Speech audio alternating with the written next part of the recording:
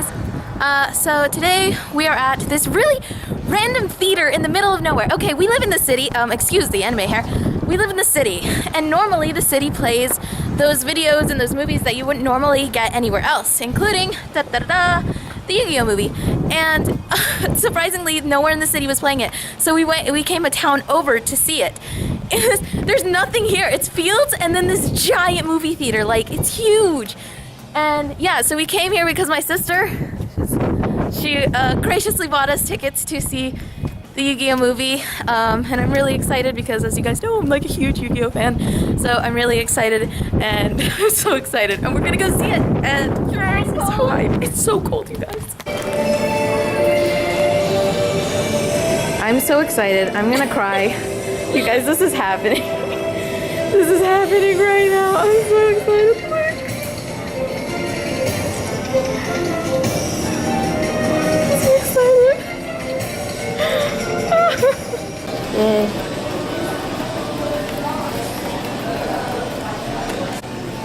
Hi guys, so we just got out of Yu-Gi-Oh! And I'm so shaken and stirred. The girl, we made friends with a girl, and she sat with us, and oh my gosh, you guys, this movie's so good. It's engaging. Usually, okay, I'm not gonna lie, Yu-Gi-Oh! Movies have had the reputation to lose me every once in a while because, you know, it happens. Anyway, oh, here's a poster. It looks, I think I showed this to you earlier, but anyway, it was really good. They made Kaiba funnier. Like, he just kept saying little, really sly remarks, and it was beautiful. And something happened, and my heart exploded, and the girl was like, "Your face in that moment," and I'm like, I know. So I'm dying. But yeah, we're done here. I'm so happy. They did give us a pack of cards, which we are about to head out and go eat somewhere because we're starving. And we got like this really big thing, and I had to pee twice. It was horrible. And yeah, it's huge. But we're gonna go find somewhere to eat, and we're gonna open up our pack of cards and see what we got. I'm parked over there. Where did we park? Gosh. Okay, so with the movie, you got this card. It's Obelisk, and he's super shiny. And I've never used, I think I've used an Egyptian god card once in a duel, just once, and I don't even think it was Obelisk. It was Cypher, I'm pretty sure.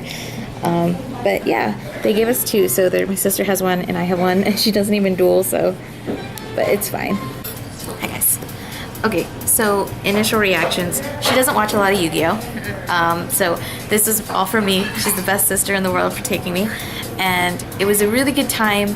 I wanted to see this really bad because I haven't really rewatched Yu-Gi-Oh! Or anything once it finished, and that was, oh my gosh, years ago. I think I was still in middle school, and it was a long time ago, and it kind of left me with this empty feeling. Obviously, I never stopped loving Yu-Gi-Oh! Or like getting things for it, like games, cards, that kind of thing. I kind of stopped dueling ways down the road because they started to change up the dynamics and the rules, and it got hard to keep up with.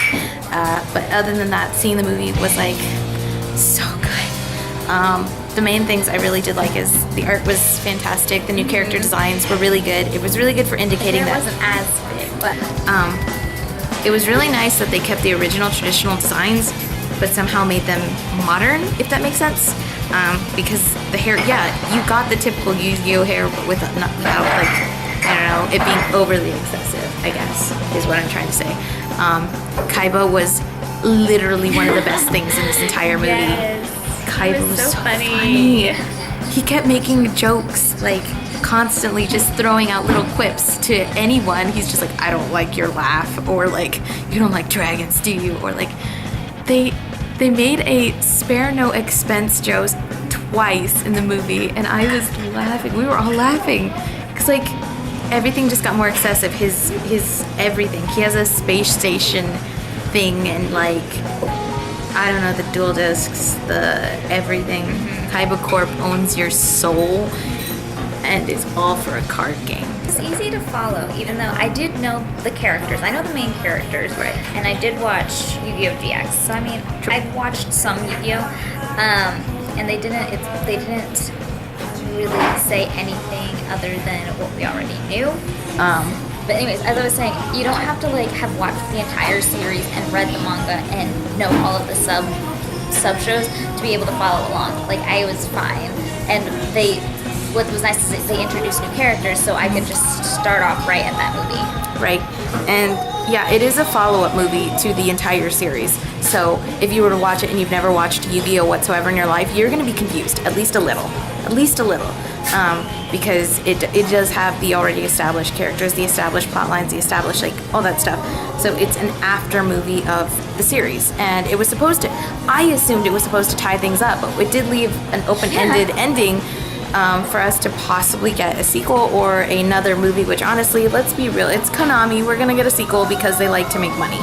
So that's probably what's gonna happen. But I think the message of the movie was really ridiculously relevant to what's going on, especially oddly enough here in the United States with the current political unrest.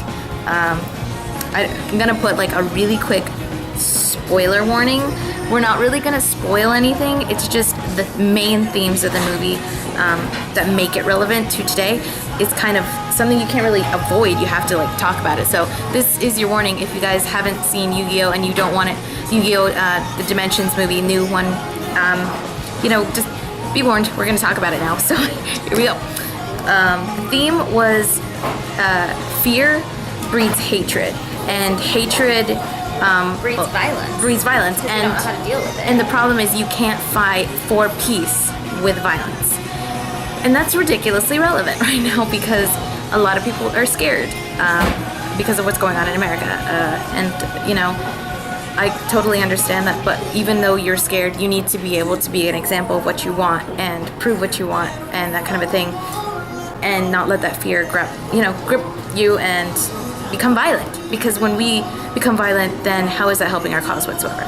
So, but yeah, it was so relevant. It was really good, and it was really deep. But at the same time, I told her on the way here that Yu-Gi-Oh! Is something that transcends ages. We had older people in there. We had a little boy in there who obviously loves Yu-Gi-Oh! And I don't think it was hard for anyone to grasp. There wasn't a point where I was like, this is obviously made for little kids, or that I thought, oh, I hope that little boy didn't see this or hear this.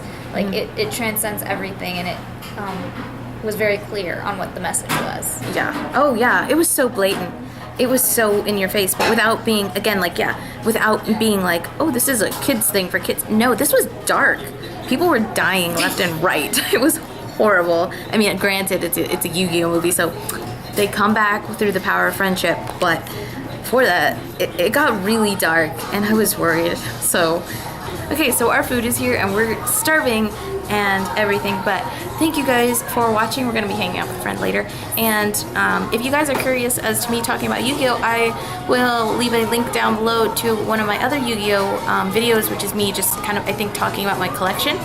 I've actually gotten more stuff since that video, but a lot of it's like the stuff I collected over the years when I was younger. But yeah, we're gonna say bye for now, and we'll see you next video. Bye!